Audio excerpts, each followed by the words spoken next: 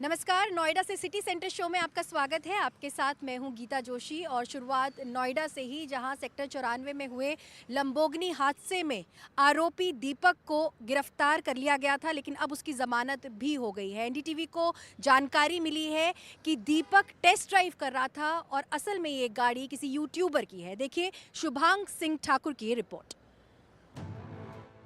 रविवार को इस लैम्बोर्गिनी ने नोएडा के सेक्टर 94 में 3 मजदूरों को ठोकर मार दी।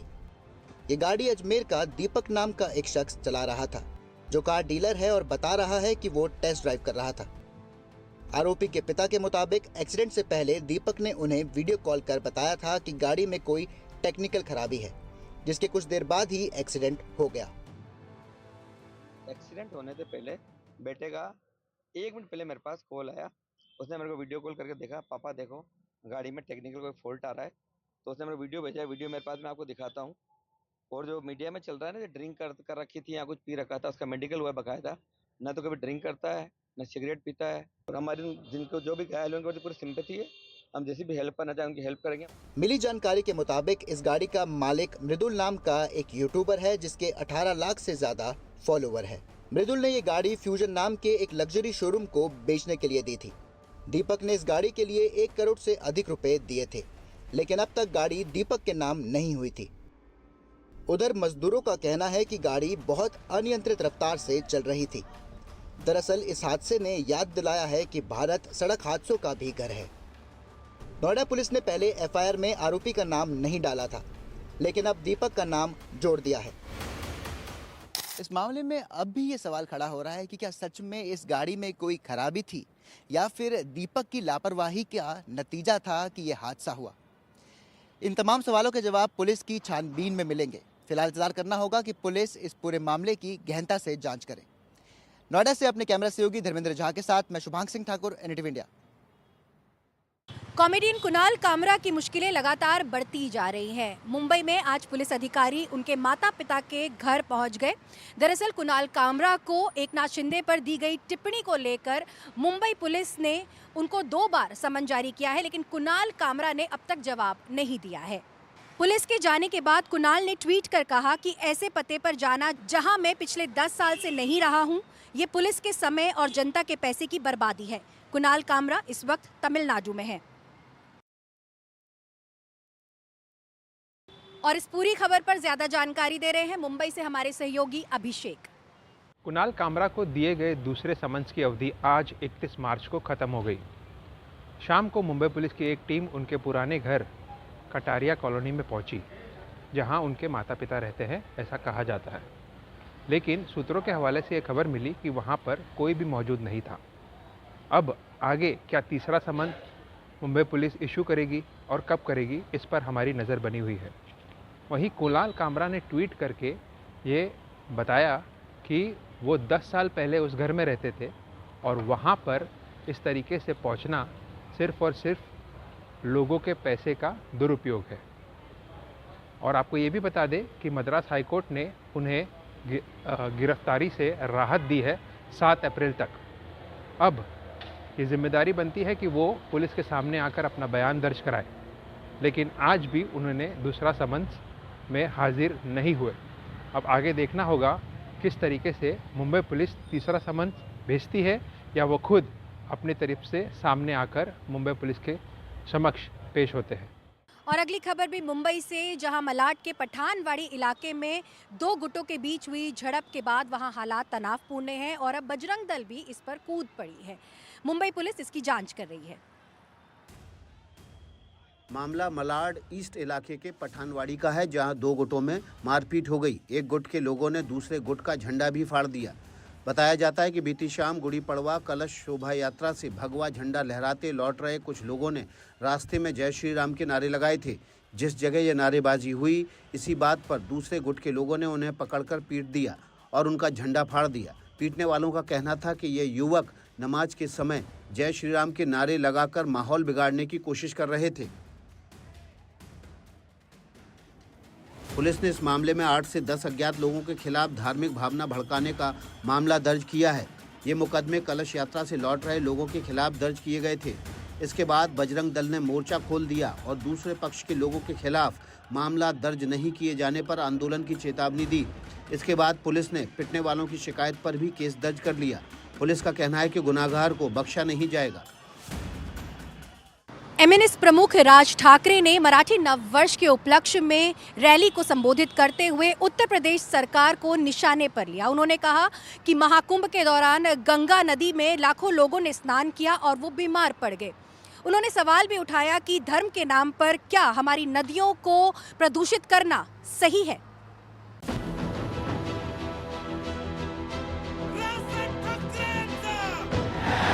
जमलेल्या माझ्या सर्व तमाम हिंदू बांधवांनो, भगिनींनो आणि मातांनो, राज ठाकरे के निशाने पर कौन है? ये सवाल मराठी नववर्ष गुड़ी पड़वा के अवसर पर शिवाजी पार्क की उनकी रैली में उठता रहा।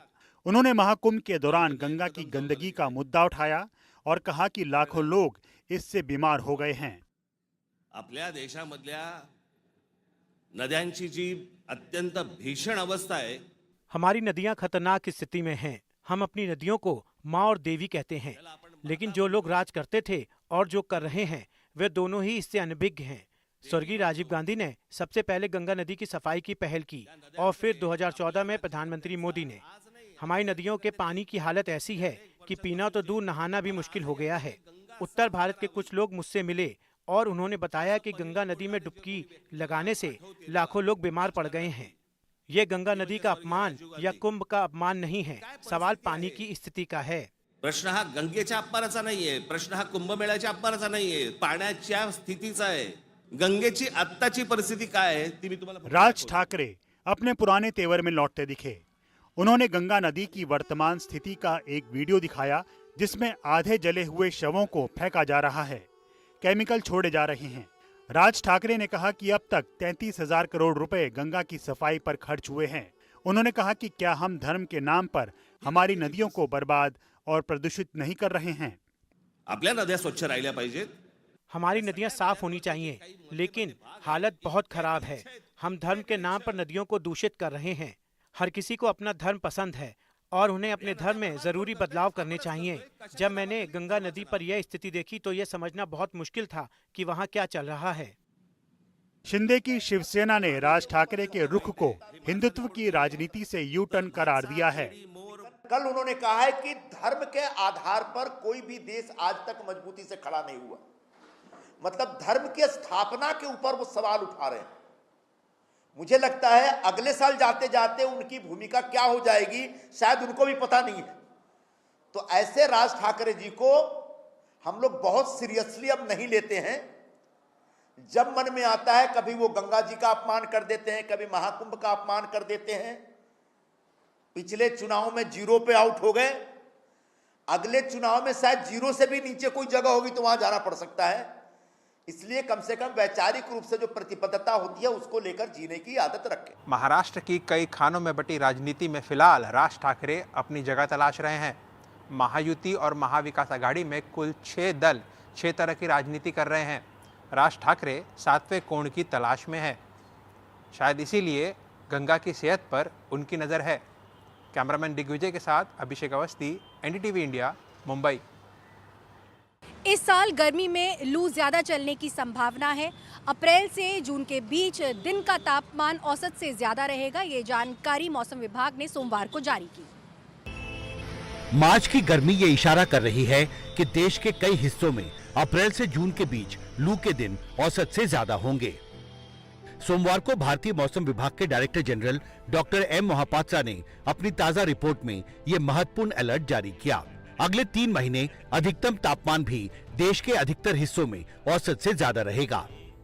हम 3 कलर देख सकते हैं। जो कूल कलर होता है जैसे ब्लू कलर यानी बिलो नॉर्मल, तो ब्लू कलर अगर देखेंगे तो कहीं भी नहीं है ब्लू कलर, ठीक है ना। 1-2 स्पॉट दिख रहे हैं। 1-2 स्पॉट जो है वो कर्नाटक में है ओनली।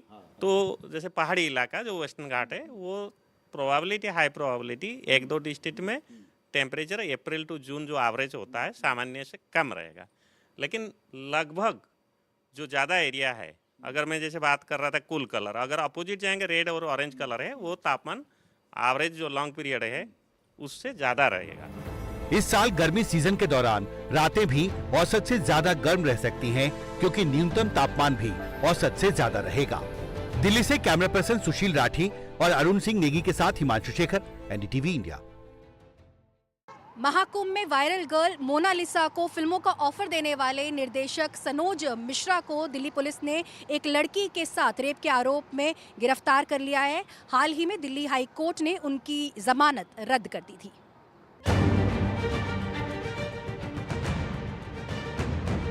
महाकुंभ से वायरल मोनालिसा के साथ अक्सर दिखने वाले और उसे फिल्म का ऑफर देने वाले फिल्म डायरेक्टर सनोज मिश्रा को दिल्ली पुलिस ने गाजियाबाद से गिरफ्तार कर लिया है। उस पर 28 साल की एक लड़की के साथ रेप करने, धमकी देने और 3 बार गर्भपात करने के आरोप हैं। सोशल मीडिया ऐप के जरिए सनोज मिश्रा से हुआ। इसके बाद सनोज मिश्रा ने उस लड़की को फिल्मों का ऑफर दिया और वो लड़की झांसे में आ गई। आरोप है कि उसने एक छोटे से कस्बे से आने वाली हीरोइन बनने की तमन्ना रखने वाली एक लड़की के साथ कई बार रेप किया। पीड़ित के मुताबिक फिल्म डायरेक्टर से उसकी मुलाकात 2020 में सोशल मीडिया प्लेटफॉर्म टिकटॉक और इंस्टाग्राम के जरिए हुई थी। इसके बाद सनोज उससे मिलने 17 जून 2021 को झांसी पहुंच गया। पीड़िता ने सामाजिक दबाव का हवाला देते हुए मिलने से इनकार किया तो आरोपी ने आत्महत्या की धमकी दी। इसके बाद पीड़ित को बॉलीवुड में हीरोइन बनाने का झांसा देकर मुंबई ले गया और दोनों 4 साल तक लिव इन रिलेशन में रहे। आरोप है कि इस दौरान लगातार उसके साथ में रेप किया गया, जान से मारने की धमकी दी गई और 3 बार उसका गर्भपात कराया गया। 2024 में पीड़ित के साथ दिल्ली के नबी करीम इलाके में एक होटल में भी रेप करने का आरोप है। दिल्ली पुलिस ने 6 मार्च 2024 को इसे लेकर केस दर्ज किया था। हाल ही में दिल्ली हाईकोर्ट ने सनोज की जमानत अर्जी खारिज करते हुए कहा कि लड़कियों का शोषण कर बच नहीं सकते। यह कोई साधारण मामला नहीं है, बल्कि एक छोटे शहर की लड़की के सपनों से खिलवाड़ कर उसके साथ धोखा और शोषण करने का मामला है। अगर ऐसे मामले में अग्रिम जमानत दे दी जाए तो यह समाज में गलत संदेश देगा। लोग यह समझने लगेंगे कि लड़कियों का शोषण कर आसानी से बचा जा सकता है। आरोपी पर गंभीर आरोप हैं, इसलिए उसे कस्टडी में लेकर पूछताछ करना जरूरी है। पीड़ित ने यह भी आरोप लगाए कि आरोपी उसके वीडियो वायरल करने की धमकी दे रहा है। दिल्ली पुलिस ने मुजफ्फरनगर से गर्भपात से जुड़े दस्तावेज भी बरामद किए हैं। सनोज मिश्रा ने अभी तक करीब 10 फिल्में बनाई हैं, जिनमें the diary of West Bengal, Kashi to Kashmir और राम जन्मभूमि जैसी फिल्में हैं। तो कुल मिलाकर जो लड़की के स्टेटमेंट हैं उसके बेसिस पर दिल्ली पुलिस ने कार्रवाई की है। सनोज मिश्रा हाल ही में पश्चिम बंगाल में एक उन्होंने फिल्म बनाई थी, एक मणिपुर को लेकर फिल्म बनाई है जिसमें मोनालिसा हैं। तो लगातार वो चर्चा में हैं और कई कंट्रोवर्सीज़ में भी उनका नाम रहा है। लेकिन अब ये मामला काफ़ी गंभीर है, जिसको लेकर दिल्ली पुलिस ने कार्रवाई की है और सनोज मिश्रा को गिरफ्तार कर लिया है। नई दिल्ली से कैमरा पर्सन पूजा आर्या के साथ मैं मुकेश सिंह सेंगर, एनडीटीवी इंडिया। दिल्ली के चांदनी चौक में ईद की जबरदस्त रौनक है। देखिए हमारे सहयोगी आदित्य झा की रिपोर्ट।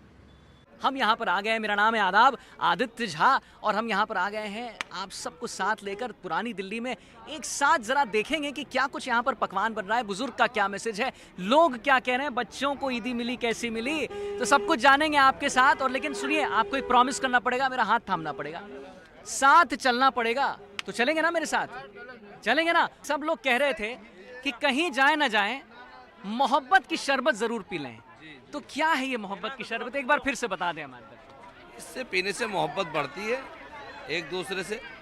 अच्छा। और आप जोड़ों के साथ पिएंगे तो डबल मोहब्बत बढ़ेगी। क्या बात है, जोड़ों के साथ पिएंगे तो डबल मोहब्बत। तो इसमें क्या डालते हैं ऐसा? इसमें वाटरमेलन, अमूल गोल्ड दूध और हमदर्द वालों का रुआवजा।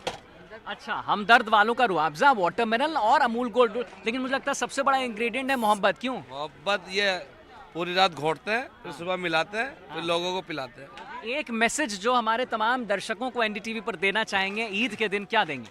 ये भैया, मोहब्बत से रहो और मोहब्बत फैलाओ, एक दूसरे से मोहब्बत करो। सब कह रहे हैं भाई कि यहाँ बिरयानी बड़ा फेमस है, बिरयानी बड़ा फेमस है। तो कैसे बनाते हैं बिरयानी, पुनः एक बार बता दीजिए आप। भाई साहब, बिरयानी जो है अल्लाह ताला के हुक्म से है, ये मेरी कोई ताकत नहीं है, करने वाले अल्लाह हैं। एक से एक रंग बिरंगी टोपी, जरा देखिए, ये दिखाइए कैसे, कितनी अच्छी अच्छी टोपी है। और हमने ये भी सुना है, ये भी हम बता दें, ये भी सुना है कि बांग्लादेश से भी यहाँ बनकर टोपी आई है। क्यों भाईजान, बताएं जी। कैसे यहाँ पर टोपी बेच रहे हैं, कौन कौन सी टोपी है, क्या खासियत? सारी क्वालिटी हैं, अलग अलग मुल्कों की, चाइना की भी है, बांग्लादेश की भी है, इंडिया की भी, सब अलग अलग जगह से बहुत अच्छे यहाँ पर सब आते हैं, सब दिखता है सब। तो इंडिया की, चाइना की, बांग्लादेश की कौन कौन से, जरा हमारे दर्शकों को दिखाइए। सब अलग है, ये इंडियन है सब। हाँ, जो माल है इंडिया का, ये बांग्लादेश का माल है सारा जितना लगा हुआ है। आप बड़ी प्यारी लग रही हैं। ईदी में क्या मिला? जी पैसे मिले। जी पैसे मिले हैं, कितनी मिठास है इनके आवाज में, क्या मैं बताऊं। ईदी पे पैसे मिले हैं, तो और कैसी ईद मना रहे हैं? बहुत अच्छी। अब क्या आपका नाम है? मेरा नाम सकीना है। सकीन है आपका नाम? सकीना। सकीना है आपका नाम? सकीना, इतनी अच्छी मुस्कुराहट कहाँ से लाते हैं? सकीना। और आपकी फेवरेट एक्ट्रेस कौन है? मेरी? हाँ, हीरोइन कटरीना। पे अगर मैं फोकस करवाऊं, एक नंबर उनकी तरह ही आपका पहनावा भी, स्टाइल भी, आवाज भी उसका मेरी तरह। बात बताइए, आज क्या एक पैगाम देंगे हमारे दर्शकों को एनडीटीवी पर, ईद पर? खुश रहो, सदा खुश रहो, जिंदगी सही रखे आपको, और हमारी तरफ से भी सही रहो, सबकी तरफ से सही रहो। नमाज की आवाज, बिरयानी और सवैयों की खुशबू, पकवानों की खुशबू, और तो और मोहब्बत का ये रंग है, यानी मियाँ ईद आ चुकी है। तो मैं आदाब करता हूँ, आप सबका खैर मकदम करता हूँ ईद पर इस खास पेशकश में एनडीटीवी के।